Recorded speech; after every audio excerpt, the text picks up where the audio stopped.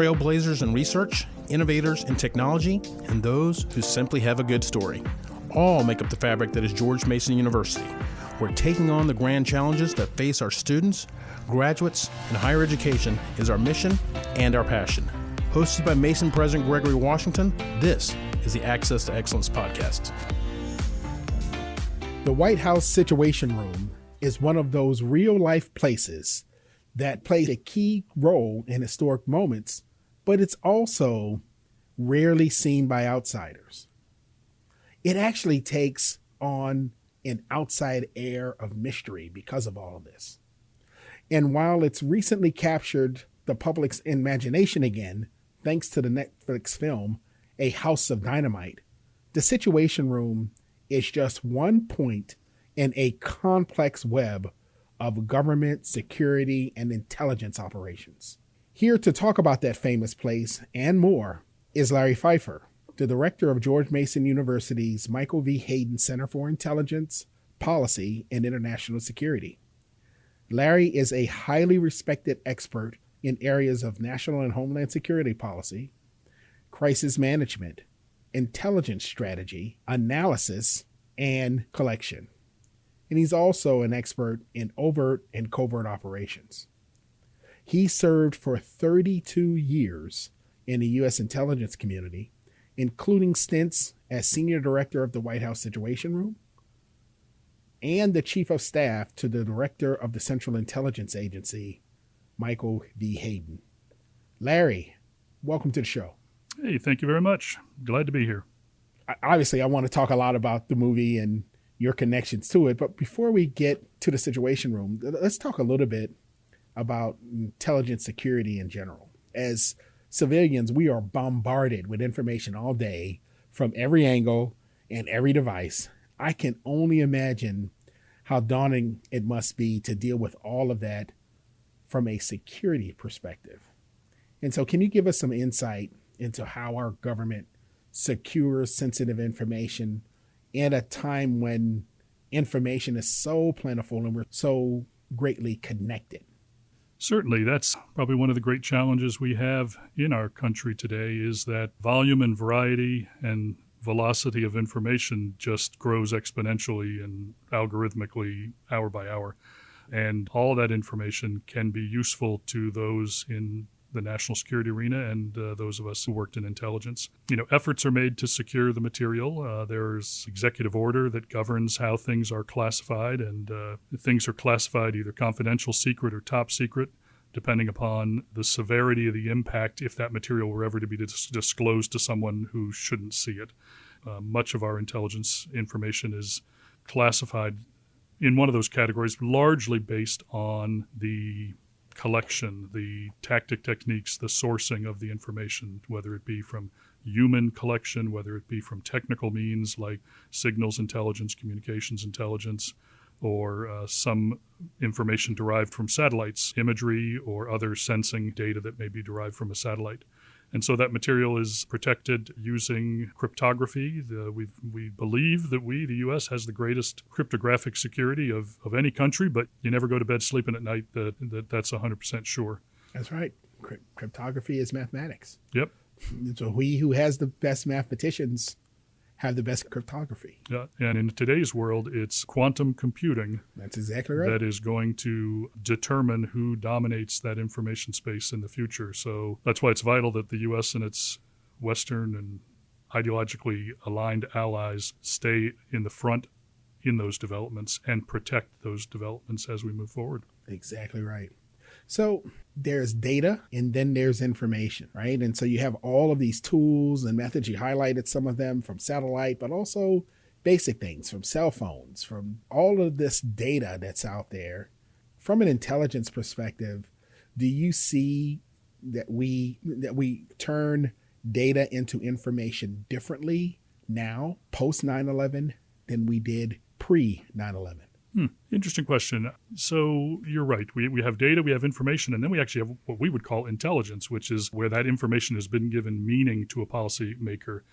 in terms of what concerns they have about what's happening in the world. I would say that it's probably less a pre and post 9/11 delineation, and it's more just technological development as we go forward. The volume of information we have, the speed with which information is coming in, needs to be dealt with. And you go back to the 60s and the 70s, and these were human beings with index cards and eye shades on and pencils and papers and maybe a typewriter in the corner. And through much of my era, we had the advancement of personal computing, supercomputing. Today we are using these large, vast data centers to collect all this material. We're using machine language capabilities. We're using artificial intelligence to go through that material to look for patterns, to look for intelligence, to look for information before a human being even sets eyes on it. Without that technical capability, we would be completely overwhelmed, and we would likely miss some of the most important stuff that we're looking for.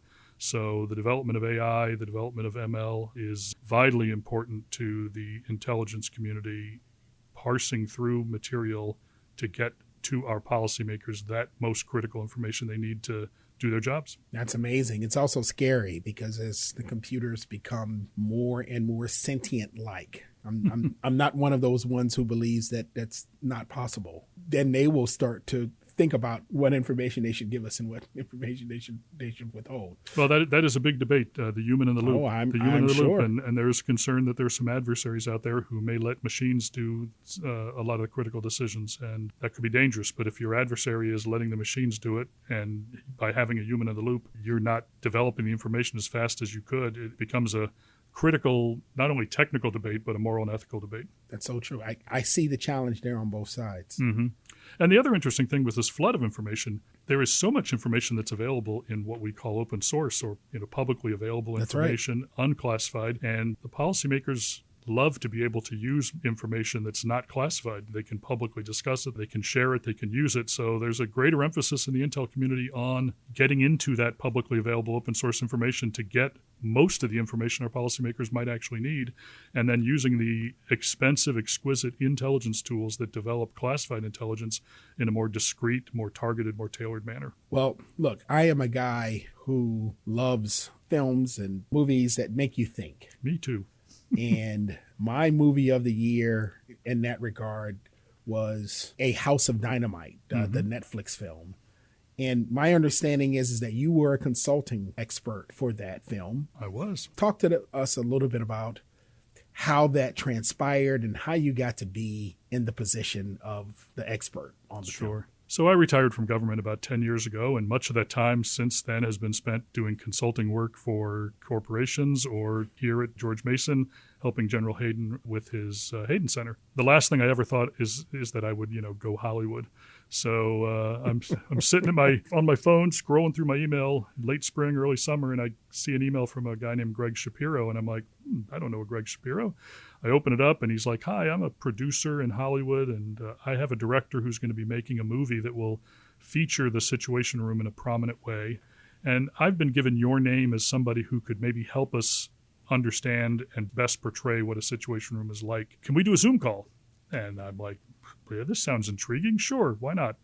And get on the Zoom call with him, and we have a quick call, and he then tells me that it's for a movie that's going to be directed by Kathryn Bigelow. Well, Kathryn Bigelow is one of the great directors of our generation, the first woman to win the Oscar for directing and Best Picture. She's also done a great job portraying the business of intelligence and national security in some of her previous movies, The Hurt Locker in particular, and Zero Dark 30 about the takedown of Osama bin Laden. Mm-hmm. So now I'm getting excited. Okay, I'll move mountains for Kathryn Bigelow, given positive spin she's put on the good men and women in the intel business. Yeah, one of my good friends was in Hurt Locker, and I love that movie as well. Oh, yeah. And so we do a Zoom call with Kathryn, and in the course of the Zoom call with Kathryn, I ask them if they've ever been to the White House and seen the Situation Room, which can happen. Some celebrities, presidents will take them on a quick tour of the Situation Room. And Greg and Kathryn both said no, they had not. And I said, I know the guy running it now. I said, let me just ask him. I said, I'm not going to promise you anything. It's a roll of the dice.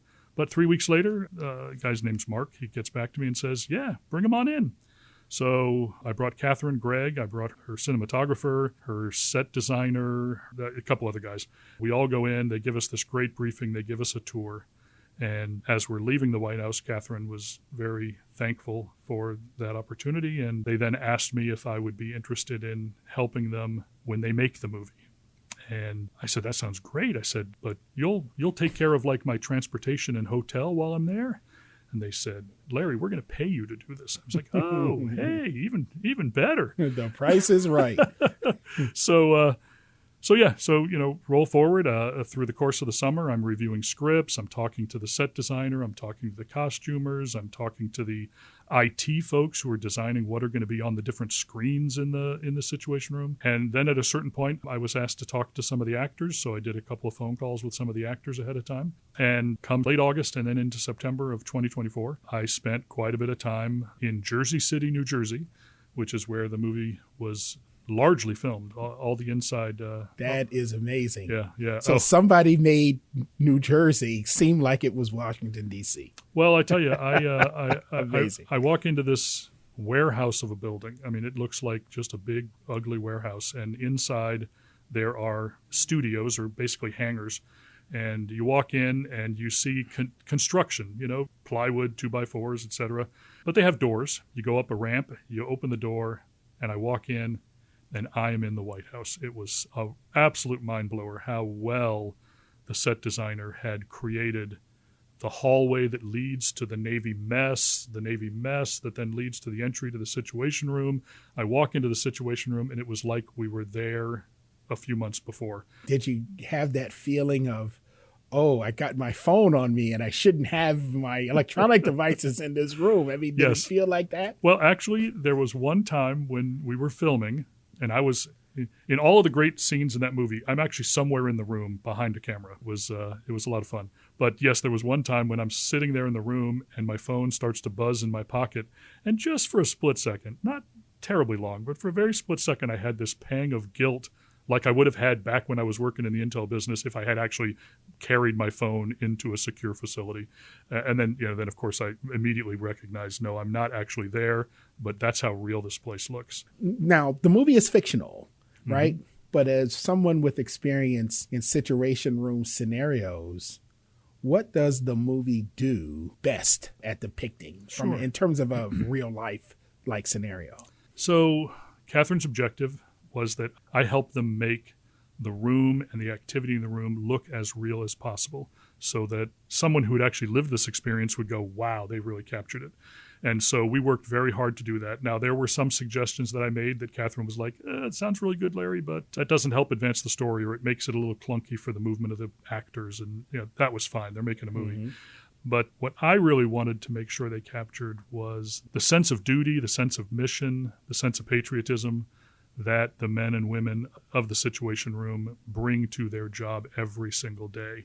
And I thought they did a great job capturing that. Yeah, even the heartbreak. Yes. When they fail or when they didn't get it right. I thought that was very, very touching. I mean, when I used to sit down with new duty officers as they came into the Situation Room, I used to say to them, you've never worked before and you're never going to work again in an environment that requires zero defects. I said that if you make a mistake here, you could be slowing down the ability of the President of the United States to learn the information he needs to help him make the decisions that will protect the country. So then the young duty officers would look at me with like terror in their eyes. Their eyes would open real wide. Like, what have I gotten myself into? And then I would say to them, but we also know that we are all human beings. And there are going to be times when it gets a little hectic and you're juggling a lot of balls, or there's going to be times when things get a little emotional. And your job is to work as a team. So if you notice your partner sitting at the chair next to you is struggling a bit, you jump in and help them. If you hear somebody make a mistake, you jump in and help them. If you feel that the emotions are taking you to a place where you're beginning to feel panic or anxiety, maybe you need to just step away from your desk, maybe step out into the hall, catch your breath, come back in.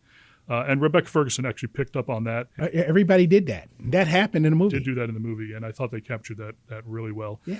And the other thing I really wanted to capture, and they did this, I think, remarkably well, was the 0 to 100 mile an hour nature of watch operations. You could come into work and you could just be doing the basics, just monitoring the reports that are coming in, sending them to the right people, maybe answering phone calls, passing messages, helping to set up a meeting for a conference. And then suddenly the world goes to hell and you're now operating at high revolutions per minute.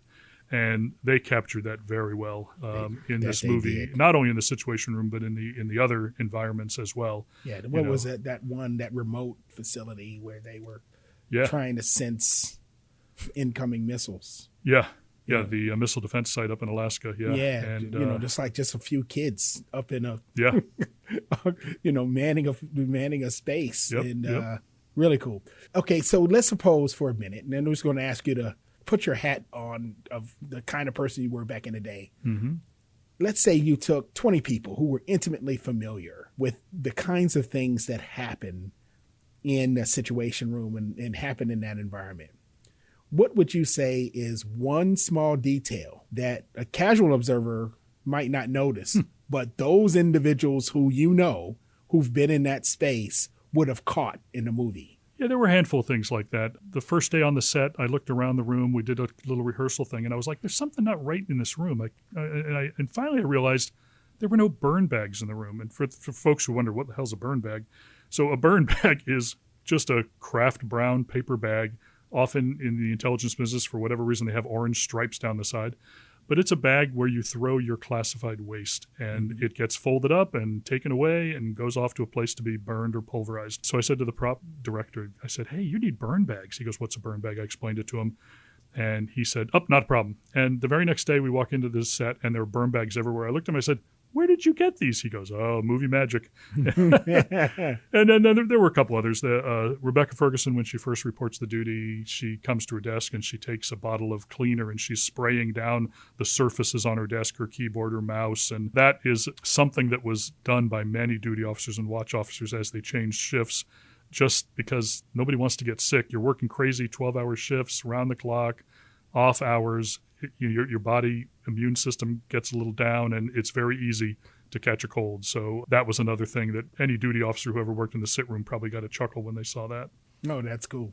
At some point in time, you had to sit down, and I think you said you spent your time with Rebecca Ferguson, who I thought was just phenomenal in the movie, and Jason Clarke, right? So what reactions did you get from actors like that when you explained to them, look, this is how the Situation Room really works?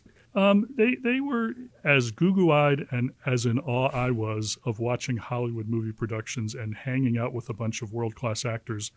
They seemed to think it was kind of cool to hang out with a guy that used to work in the White House Situation Room. So there was this interesting mutual respect thing going on that put me at ease right from the get-go. Rebecca in particular was absolutely wanting to make sure that she portrayed this role as accurately as possible. And we had a number of sessions where we sat down and we talked about the emotions. We talked about how you lead in the Situation Room, how you need at times to encourage, at other times you need to just direct. Conversations as deep as that. And then there were conversations about, what do I do with my hands? Do I sit down? Do I stand up? How do I wear my headphones? How do I take them off and put them down? How do I use that phone that's there? And so we went through some of the mechanics of all of that, and she developed very quickly this pattern that worked for her, and I think made it look very real. And I had similar conversations with Jason and many of the duty officers who were largely kind of background players in that scene. But, they needed to know, well, what should I be saying on the phone? What kinds of conversations would I be having? Would I be consulting with the person next to me? And so I walked them through that. And these just are all very talented performers. I mean, they were all as good in their craft as the guys we would bring to the Situation Room were in theirs.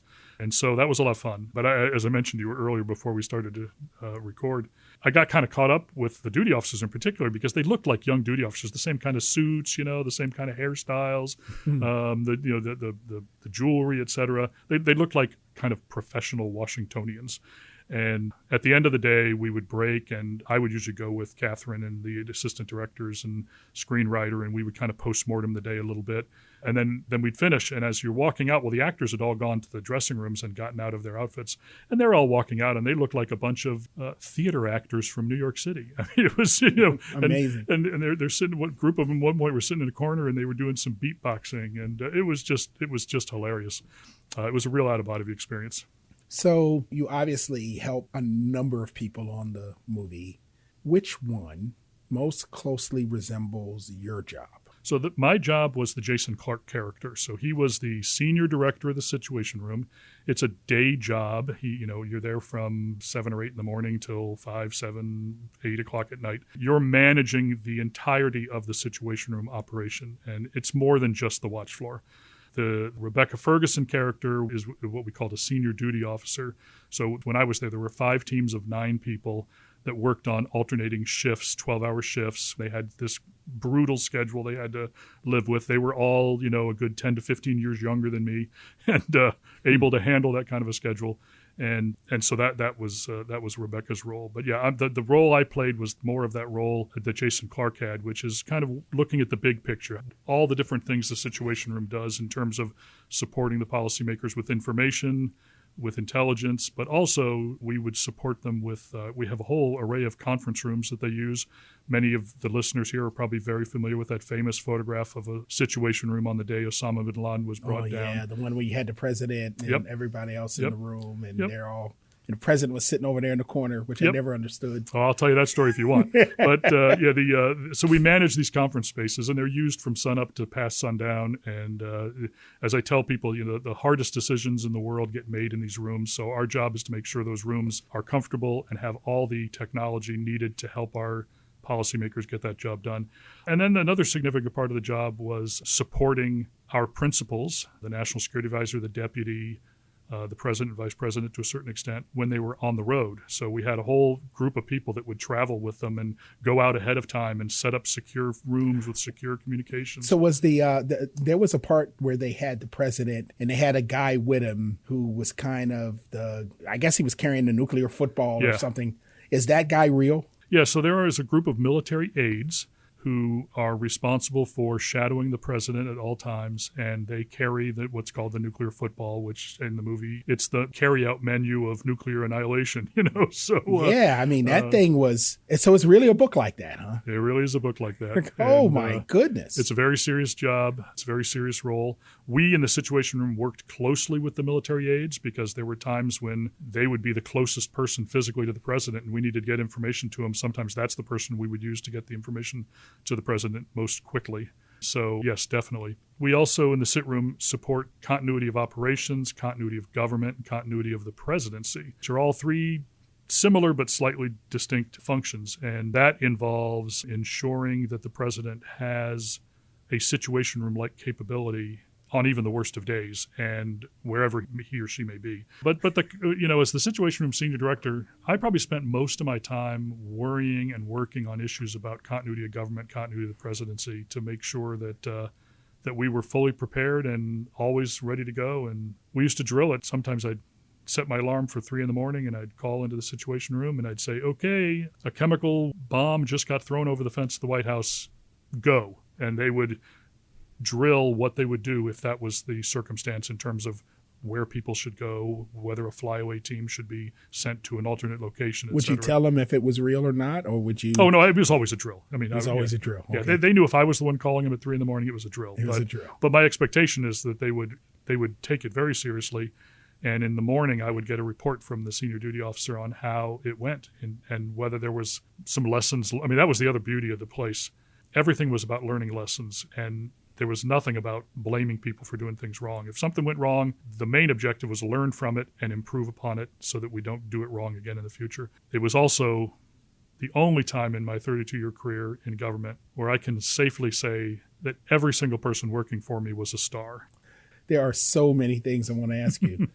So Jason Clarke, most aligned with you in your job. Yep. You look at it and say, yeah, I probably would not have done that in that situation. Or is it safe to say that pretty much what Jason Clarke did and how he comported and handled himself in the movie would have been the way in which you handled yourself in real life? I think that role really captured the essence of that position to a great extent. I thought Jason Clarke captured that very well in his portrayal, particularly in that scene in the PIAC where the Deputy National Security Advisor is talking to the Russian I can't remember whether it's deputy prime minister, foreign minister.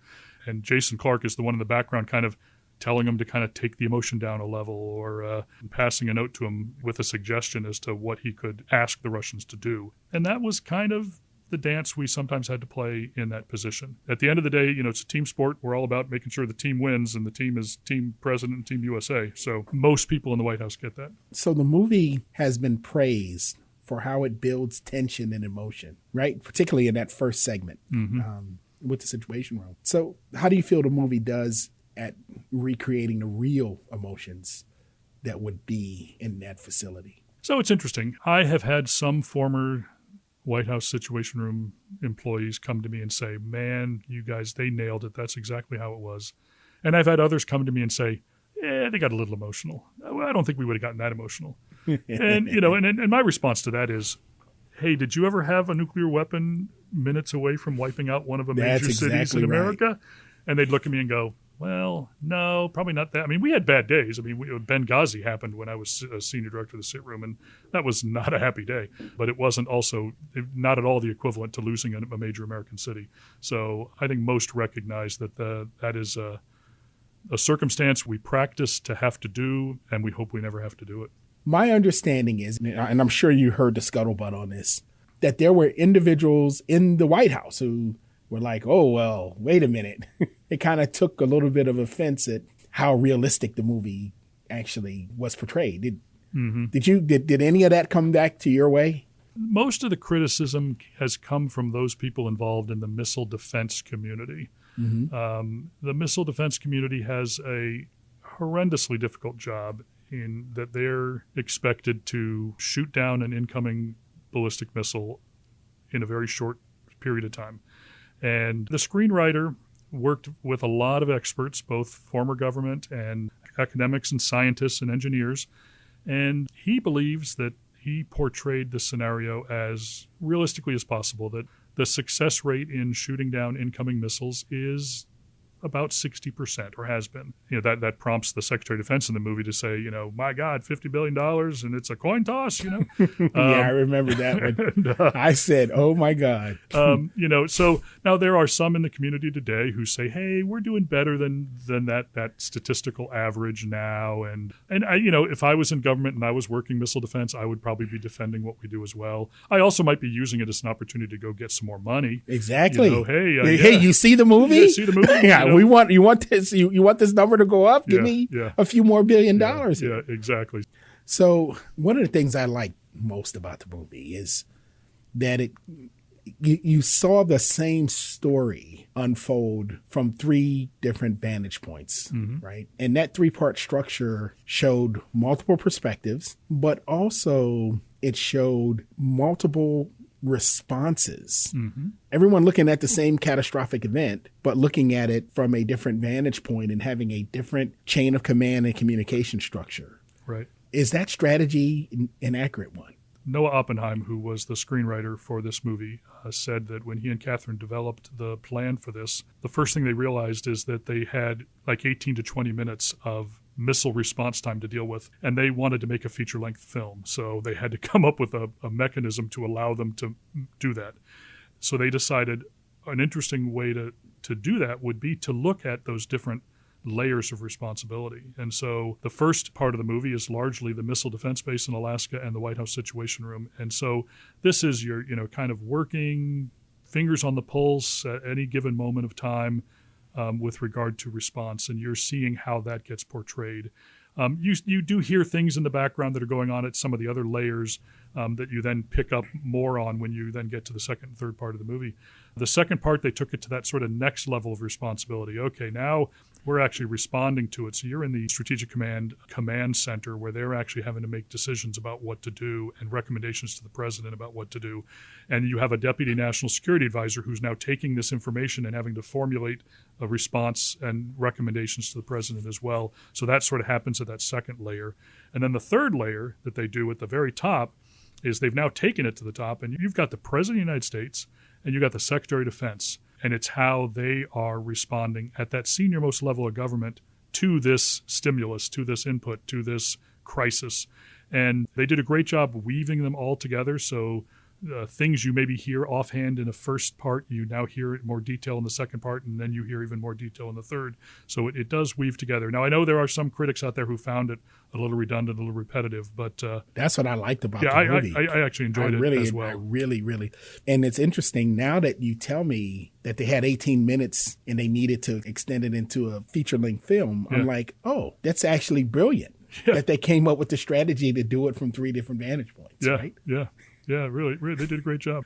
As it relates to decisions, the thing I remember walking away and the discussions with my wife was 2 things. What was the right decision to make? Because at the end, they kind of leave you hanging. You're kind of left there. We went back and forth. I mean, do you launch? Do you not launch? Do you launch? Do you not launch? Right? Yep. I like that. It was cleverly done. Yeah. But the second thing I remember walking away with is, oh my goodness, the level of responsibility that we put on a single person. Yeah. We have to ensure that the people who we put in place to make those decisions are the people who are going to make the right decision. Absolutely. I left that thinking, my God, the question of a president, no matter who the president is, that decision is an incredibly important one, because at the end of the day, that person is making the decision. Yeah. Get what I'm saying? Oh, absolutely. And that was the response of the free world. I mean, this is not like you get to have Congress weigh in and, right, have all of these other entities get their say, and you get to protest in the street or you get to push back. No. It's a guy or a woman who is being confronted with a scenario that's happening really fast. Yep. And they have to make a decision that will alter the course of the rest of everybody else's lives on the whole planet, right? And in a time frame where they've not been able to collect all the information that would help them make the best decision. Oh, without question. In the research for the movie, Noah Oppenheim learned that the President of the United States, the Secretary of Defense, and some of these other very high-level people rarely, if ever, rehearse a nuclear missile response drill. They just don't do it. Or if they do it, it's done once very early on in the administration because and honestly it's because it's one of the least likely things that they're ever going to have to worry about. And so they either don't get around to it, they're too busy. I think Idris Elba, as the president, at one point makes a speech where he says, wasn't the point of having all of this to deter people from launching missiles, which is why I had to learn more about picking a Supreme Court justice. If they withdraw, picking a new one, and if the old one tries to crawl out of the grave, what do I do then? And he said, we never sat down and discussed what we do in nuclear missile response because we have this great deterrent capability. And that's something? Yeah. That is actually, now that you say it and I think about it, that was a very, very true statement. Yeah. That was the whole point, right? Yeah. But Catherine's, the origin of this movie, she read an article in a journal that she found very interesting about the nuclear weapons threat that exists today. And she walked away thinking it's more diverse. There are more countries that have weapons. Some of those countries, we know very little about their weapons. We are not talking to many of those countries, about them. The only country we have any kind of strategic arms treaties with is the Russians, former Soviet Union Russian. And so that's scary, number one. Number two, we've just spent 20 plus years fighting wars on terror where that was the primary concern for national security issues and matters. And as a public, we've largely stopped talking about the threat of nuclear weapons. I mean, you and I are old enough to remember movies and TV shows that were done about the threat of nuclear weapons back, particularly in the 1980s, that great miniseries The Day After, and scared the bejesus out of a lot of us. But this is probably the first movie about a nuclear missile threat at that scale since the 1980s. And so I want to tell you what, we need more. Yeah. And so Catherine's goal, although she'd love to probably make a lot of money and get some awards for this movie, her main objective was to get people talking about it. And I think she succeeded to a certain extent, getting it in front of the public, getting it in front of policymakers, getting folks at the universities and at the think tanks to have some discussions about the threat, about our response doctrine, about the burden we put on the President of the United States, and about the technological advancements that are taking place that could make our defenses even weaker. So, yeah. Well, it's a tremendous burden that we put on the President. Yeah. So I can't let you leave here without asking the $1 million question, right? Mm-hmm. Okay. Perhaps controversially, the ending of the film does not show the president's decision, Right. about whether or not to launch a nuclear counterattack. Right. Of all the things that we talked about, my wife and I, we probably talked about that probably more than any other. Yep. All right. 2-part question. What did you hope the audience would take away from that, number one? And then number two, and more importantly, what decision do you think the president should make? Sure. So the answer to the first question, Catherine's goal with this movie was to get people to spend time in the days and weeks and months after the movie continuing to talk about the issue. And she felt that if she had actually resolved it in some way, shape, or form, if you saw Chicago go up in a gigantic conflagration, or if you saw the president say, I'm not going to do it, we're going to wait it out, it could have been an equally interesting movie, and you probably would have talked about it for an hour or two afterwards, but you would have left the movie theater with a sense of closure. And she didn't want that. She wanted people to be bothered, and by being bothered, force them to continue to have this conversation and dialogue. So I think she overachieved in that regard, because that's probably been the number one criticism of the movie by kind of the general public. I sat through that movie for 2 hours and I don't know what happened. Don't know what happened. But that wasn't the point of her movie. So that's number one. Number two, what do I, Larry Pfeiffer, think Yes, the you, Larry president Pfeiffer, could or should have done? I fall in the camp that I would have waited to see what happened with the weapon in Chicago. Would it have been a completely successful nuclear? I mean, Chicago was going to get hit. You're not stopping that at this point. So I would have waited to see, okay, is this a megaton bomb that's annihilated a large section of our country? Or was it a dud? Or did it only partially go and it was sort of a nuclear radiation issue as opposed to a firebomb and all that goes with a nuclear weapon? I think the president probably would have still had time to make a decision after that could have been more commensurate with what actually happened. As you discussed, being a guy who kind of knows a little bit about the mechanics of ballistic missiles and missile response and the time, I think we would have known who did it. I think we could have had conversations with Russia and China to forestall them responding in any knee-jerk fashion. And the president could have then made a decision to respond at some time later, maybe hours later, maybe a day later. But I think there could have been time. That's my personal opinion. Okay. What do you think? No, I actually agree. I actually think he should have held off. And again, I don't know that my decision would have been the right one.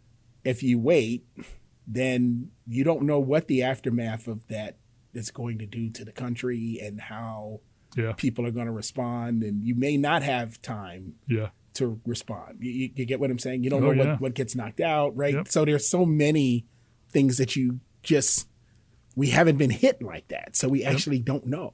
And you don't know if there's you don't even know if there's if this was a North Korean missile launch, do they have another one coming? Well, you would know that. But it would be ballistic. Yeah, but maybe they're waiting to see what happens in Chicago, and they're going to then launch one towards Los Angeles and just keep you on your back heels all day long. That's right. That's exactly right. Just as we wrap up here, look, you've had an incredible career in intelligence, and now you're the director of the Michael V. Hayden Center for Intelligence, Policy, and International Security. And for those people out there, and that's here at George Mason University, for those who don't know. So can you quickly explain what the Hayden Center does? Sure. And what inspired your move from the government to the Hayden Center? Sure. So the Hayden Center is all about putting on presentations that drill in on the role that intelligence plays in informing national security policymaking, national security decision-making, homeland security decision-making. And so we do that through one-on-one conversations, panel discussions. We do them most often in person, but even the in-person ones we also do virtually. And so we bring to the table former or current intelligence officials who can lay out their thoughts based on their expertise and knowledge. We bring in folks from the Schar School at George Mason University or other prominent academics from other universities or think tanks. And we drill into the issues. This year alone, we've done a handful of events. We had Tim Weiner wrote a book about the CIA in the 21st century that was very well received. We had him in for a conversation about his book. We had Senator Warner, our great Virginia senator, in for a one-on-one conversation where he laid out his very serious concerns about the state of intelligence and the state of the intelligence community and its leadership at this particular point in time. He actually called us and asked us if he could come and use our platform to have that conversation, which was very flattering. We had a session where we brought a bunch of former directors in. We had John Brennan, former CIA director, General Hayden, former CIA and NSA, National Security Agency director, and Ellen McCarthy, who led the State Department's Bureau of Intelligence and Analysis. And we just talked to them about what's going on in the world. So we provide a great platform for our students, for our faculty, our staff to come and sit and hear these experts have a conversation on these varying subjects. We record them. We put them out on our YouTube channel, Hayden Center YouTube channel. We put them on our website. They get many, many more views after the fact. Of course. And so it's been a lot of fun. We've really enjoyed it. General Hayden and I believe this is a way to kind of continue our contribution to the national security of this country by helping to demystify, to help inform the general public, our student audience, our faculty audience about these issues. Because television, newspapers don't have the time to sit and provide the context that you I think need to be an informed citizen in the country. Without question. So we think we're doing a good thing by doing this. It's been a lot of fun. We'd actually like to do more. We've had some great conversations with the dean of the school, Mark Rozelle, and General Hayden about kind of taking the Hayden Center to another level of activity. And so we're out there actively looking for folks who might be willing to offer donations to help us achieve a greater vision. So if there's anybody listening who's got a little extra pocket change and would love to talk to us about augmenting the work we do, that would be fantastic. We have benefited greatly from Dwight Schar, who the Schar School is named after, a great Northern Virginia real estate developer, but today a really great philanthropist. As many of you know, he's donated a lot of money to a lot of different causes, including the little old Hayden Center. So we've been very grateful to him, but we're looking to create a legacy for General Hayden. General Hayden just turned 80 this year. He's very highly regarded in the intel business as one of the great directors that have led different agencies. And we would love to have an institution that has his name on it that carries forward for a long time. And I'm in agreement with that. And I want to thank you all for the work that you do in helping us continue to understand these complex issues. But I also want to thank you for being here and working with our students. You think about it, there aren't many places in the country a young person can go and get this level of depth of engagement with these kind of people. I mean, right. My goodness, the whole bin Laden thing, you guys were in the room, right? And yes. So, yes. And there's not very many people. I mean, the people we get on a stage, not many other organizations can get them on the stage or get multiples of them on the stage at one time, which we're very proud of. And as you mentioned, the students, that's the greatest part of the job, is actually engaging with these young students who are all a hell of a lot smarter than I ever was at their age. And these are the folks we need to encourage to give to their country in some capacity. And whether that be going into the intelligence community or going to work for one of the great contractors, the defense industry, intelligence industry contractors that reside in our Northern Virginia community, or whether it's to continue in an academic environment. Any way they can keep contributing is fantastic. And I get excited when I engage and deal with them on a daily basis. I would have given anything to have been a young person and have the access to the kinds of individuals that our young people at Mason have access to and can learn from. And it gives me goosebumps, because what's happening here is they're able to take your experience and they're able to put it in their context and learn from it. And now they're building from that platform as they start their careers in government, as they start their careers in the military. Well, so we're going to have to leave it there. All right. Larry, thank you so much for joining us to give us an inside look into one of my favorite movies of the year. Well, that's fantastic. I enjoyed doing it. Thank you very much. I am George Mason President Gregory Washington. Thanks for listening, and tune in next time for more conversations that show why we are all together different. If you like what you heard on this podcast, go to podcast.gmu.edu for more of Gregory Washington's conversations with the thought leaders, experts, and educators who take on the grand challenges facing our students, graduates, and higher education. That's podcast.gmu.edu.